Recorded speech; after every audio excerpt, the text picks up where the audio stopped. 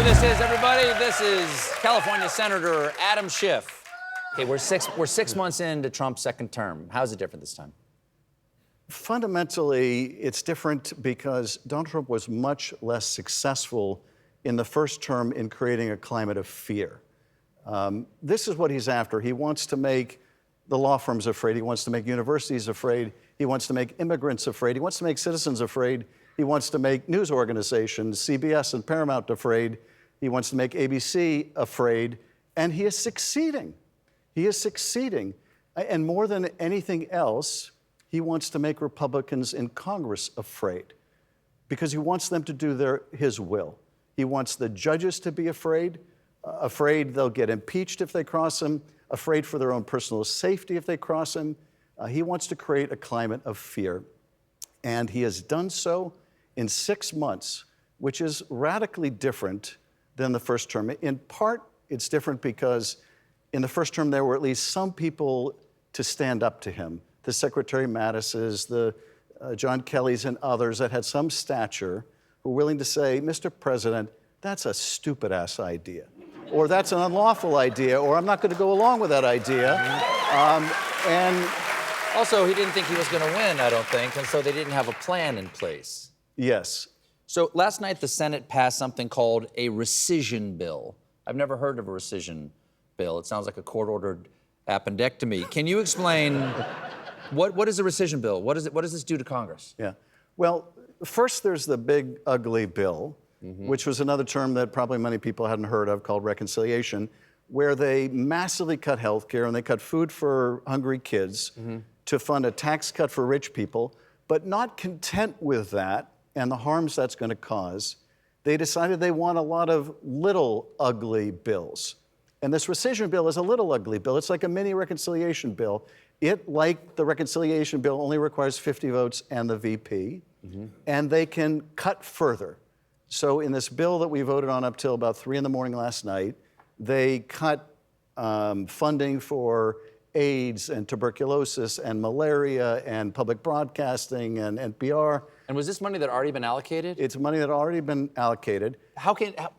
Why would Congress take back what they had already passed? Why are they doing it, especially for things like that? Because Donald Trump has made the Republicans afraid. But people get into office. I mean, I don't know what your motivations. I'm sure they're very pure. But some people just like the allure of power, and it seems like Congress is giving its power away to Donald Trump. That they're reducing their co-equal status. Congress is absolutely giving its power away, and in this case, really the most important power we have, which is the power of the purse. I mean, at the end of the day, what power does Congress have to stop a rogue executive, but to defund them? We have the power, if we use it, to say, hey, Donald Trump, we're not going to let you lay off all these people because we're not going to fund all these things you want to do. We're not going to let you, just grab people off the street using agents in masks, demanding people's papers, citizens and non-citizens alike. We're going to defund you. But if we don't use that power, the president can run rogue. Now, why would we give up that power? Why would Republicans in particular give up that power? Because they're worried about losing their own personal power, that is, their own personal office. Some of them have said that they're worried for their personal safety. That too. Since he's pardoned his private mob. You can't find a member of the House or Senate that hasn't gotten death threats. You probably can't find many that haven't gotten death threats against their spouses, against their children. And when did that start? Well, I would say, I was in Congress for, 20 years before Trump came along or thereabouts. If I got threatened 2 or 3 times in 20 years, that was a lot.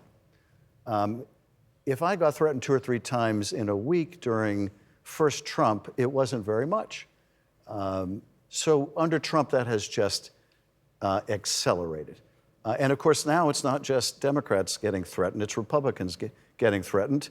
And I have to imagine that there are a bunch of Republicans right now getting threatened over the whole Jeffrey Epstein stuff. So once you unleash this idea that it's okay to use political violence and threats of violence, it doesn't end up discriminating just against one party. Judges are getting threatened, city councilmen are getting threatened, election workers are getting threatened. And so this is all part of this quite deliberate campaign to frighten people into submission. And the only way to push back on that is to say, piss off. Piss off. The president, as you know, has been going after me within the last couple of days. Ever since I led his first impeachment, he's threatened me with jail and prosecution and called me a traitor, accused me of treason, blah, blah, blah. He coerced Republicans into censuring me in the House, and now the latest attack on me. So I just want to direct this, if this is the right camera, or maybe that's the right camera. That's the right camera right there. Donald, piss off. But wait.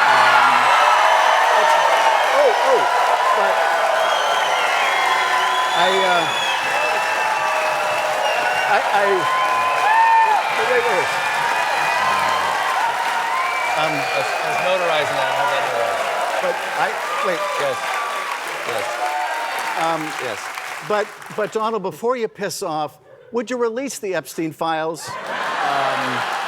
But come on. Senator, thank you so much for being here. Senator Adam Schiff, everybody. We'll be right back with one of the stars of Superman, Anthony Carrigan. Stick around.